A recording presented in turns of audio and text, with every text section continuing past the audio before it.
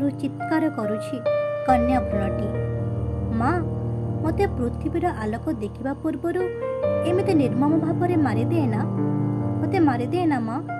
ମୁଁ ତ ଚିରା ଫଟା ସାତସିଆ ଲୁଗା ପିନ୍ଧିବି, ଘରର ଯାବତୀୟ କାମ କରିବି, ମୋତେ ମାରିଦିଏ ନା, ମୋତେ ବଞ୍ଚିବାକୁ ଦେ। ଚମକି ପଡ଼ିଲା ସ୍ୱାତି। ପ୍ରଥମ ଗର୍ଭରେ ଯେତେବେଳେ ଝିଅଟିଏ ଜନ୍ମ ହେଲା ତାକୁ ବହୁ ନିର୍ଯାତନା ସହିବାକୁ ପଡ଼ିଥିଲା। ଶାଶୁ, ଶ୍ୱଶୁର, ଦିଅର, ନଣନ୍ଦ, ଯୌଥ ପରିବାର ଲୋକମାନେ ତାକୁ କଦର୍ଯ୍ୟ ବ୍ୟବହାର କରୁଥିଲେ।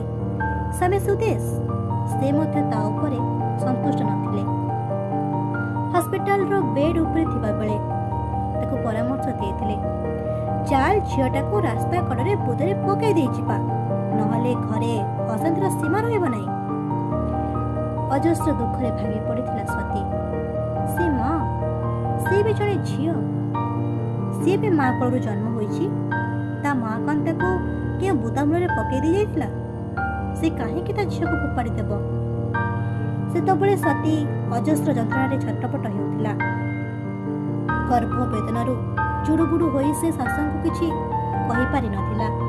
ହେଲେ ତା ମନ କହୁଥିଲା ସେ ଶାଶୁଙ୍କୁ ପଚାରିଥାନ୍ତା, ତୁମେ ପରା ଜଣେ ଝିଅ, ମା, ଏକଥା କହିପାରୁଛ କେମିତି? ସ୍ୱାତି ସ୍ୱାମୀ ସୁଦେଶକୁ ରୋକଠୋକ କହିଦେଇଥିଲା, ମୋ ଝିଅକୁ ମୁଁ ପୋଷିବି, ତମ ଘର ପରିବାର ଉପରେ ତାକୁ ଜମାରୁ ବୋଝ ହେବାକୁ ଦେବିନି। ତା ପର ଗର୍ଭରେ ପୁଅଟିଏ ଜନ୍ମ ହେବା ପରେ ସାରା ପରିବାରରେ ଆନନ୍ଦର ଲହରୀ ଖେଳି ଯାଇଥିଲା। ଖୁସି, ଆନନ୍ଦ, ଉତ୍ଫୁଲ୍ଲତାରେ କୁଳନନ୍ଦନ ଜନ୍ମ ହୋଇଛି ବୋଲି ନାଚିବା ଆରମ୍ଭ କରିଦେଇଥିଲେ। ପୁତ୍ର ସନ୍ତାନର ଜନକ ହୋଇଛନ୍ତି ବୋଲି ସୁଦେଶ ଗର୍ବରେ ଫାଟି ପଡ଼ୁଥିଲେ। ଖୁବ୍ ଜାକଜମକରେ 21 ପାଲା କରାଯାଇ ବନ୍ଧୁବାନ୍ଧବ, ସାହି ପଡ଼ିଶା ଓ 5 ଖଣ୍ଡ ଗାଁକୁ ଆପ୍ୟାୟିତ କରାଯାଇଥିଲା। ଅପୁତ୍ରକ ଦୋଷରୁ ମୁକ୍ତି ପାଇଲେ ବୋଲି ସେ ଅହଙ୍କାର କରୁଥିଲେ। କିନ୍ତୁ ଝିଅଟି ଅବହେଳାରେ ବଢ଼ୁଥିଲା। ତା ପାଇଁ ମାସିକିଆ ପୂଜା ହୋଇନଥିଲା କି ତା ପାଇଁ କେହି ଖୁସି ବି ନଥିଲେ। ତାକୁ ଦେଖିଲେ ସମସ୍ତେ ନାକ ଟେକୁଥିଲେ, ଦୂର ଦୂର ମାରମାର କରୁଥିଲେ। ସେ କାନ୍ଦି କାନ୍ଦି ଯେତେ ବିକଳ ହେଲେ ବି ତାକୁ କେହି ଟିକେ ସ୍ନେହ ଦେଇ ଆଦରି ନେଉନଥିଲେ। ପୁଅ ସୌମ୍ୟକାନ୍ତକୁ ଶାଶୁ, ଶ୍ୱଶୁର ଓ ସ୍ୱାମୀ ଅତ୍ୟନ୍ତ ଗେଲବସରରେ ବଢ଼େଇଥିଲେ। ତାର କିଛି ଅଭାବ ରଖୁନଥିଲେ। ତାର ଯାହା ଦରକାର ସବୁ ଆଣି ଖଞ୍ଜି ଦେଉଥିଲେ। ନିଜ ରକ୍ତର ଝିଅଟି ପାଇଁ କିଛି ନଥିବା ବେଳେ ପୁଅ ପାଇଁ ହଳ ହଳ ନୂଆ ପୋଷାକ, ବହିପତ୍ର, ଖେଳ ସାମଗ୍ରୀ, ଟ୍ୟୁସନ ମାଷ୍ଟର ସବୁ ଖଞ୍ଜି ଦେଉଥିଲେ। ଏତେ ସବୁ କଲା ପରେ ସୁଦ୍ଧା ସୌମ୍ୟର ଆଦୌ ପାଠ ହେଉନଥିଲା। ସେ ସବୁ ଶ୍ରେଣୀରେ 2-3 ବର୍ଷ ରହୁଥିବା ବେଳେ ଲଗ୍ନା ଶ୍ରେଣୀରେ ପ୍ରଥମ ହୋଇ ପ୍ରତିବର୍ଷ ଗୋଟିଏ ପରେ ଗୋଟିଏ ଶ୍ରେଣୀ ନେଇ ଯାଉଥିଲା। ସେଥିପାଇଁ ଶାଶୁ ଶ୍ୱଶୁରଙ୍କ ପ୍ରବଳ ହିଂସା ଲଗ୍ନା ଉପରେ। ଲଗ୍ନା ଯେତେବେଳେ ମ୍ୟାଟ୍ରିକ୍ ଠାରୁ ISCରେ ଫାର୍ଷ୍ଟ କ୍ଲାସ୍ ପାଇବା ସଙ୍ଗେ ସଙ୍ଗେ ମେଡ଼ିକାଲ ଏଣ୍ଟ୍ରାନ୍ସରେ ପୋଜିସନ୍ ରଖି ଫ୍ରି ସିଟ୍ ପାଇଲା, ସେଥିରେ ମଧ୍ୟ ସ୍ୱାମୀ ସୁଦେଶ ଖୁସି ନଥିଲେ। ବରଂ ସୌମ୍ୟର ଆଚରଣ ପାଇଁ ମର୍ମାହତ ହୋଇପଡ଼ିଥିଲେ। ଦିନକୁ ଦିନ ତା ଚଗଲାମି ବଢ଼ି ବଢ଼ି ଯାଉଥିଲା। ପ୍ରତ୍ୟେକ ଦିନ କିଛି ନା କିଛି ଗଣ୍ଡଗୋଳ କରି ସେ ଘରକୁ ଆସୁଥିଲା। କେସ୍ ବେଳେ ଥାନା, ପୁଲିସ, କୋର୍ଟ କଚେରୀ ସବୁଆଡ଼େ ପହଞ୍ଚି ଯାଉଥିଲା।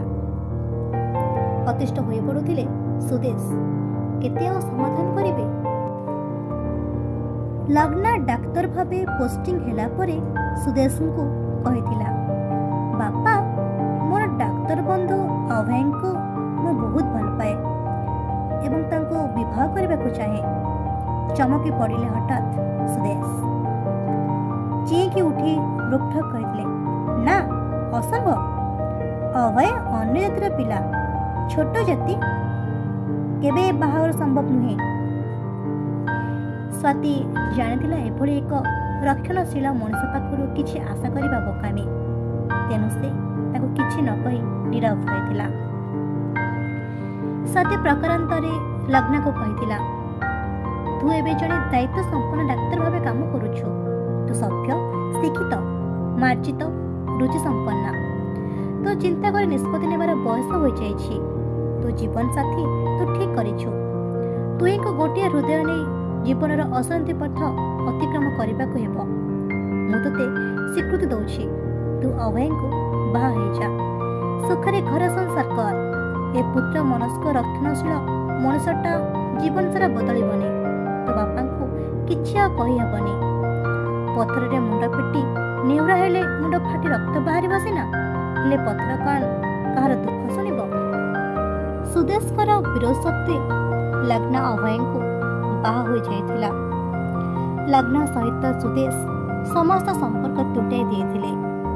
ତା ମୁହଁ ଚାହିଁବେ ନାହିଁ ବୋଲି ଶପଥ ମଧ୍ୟ ନେଇଥିଲେ।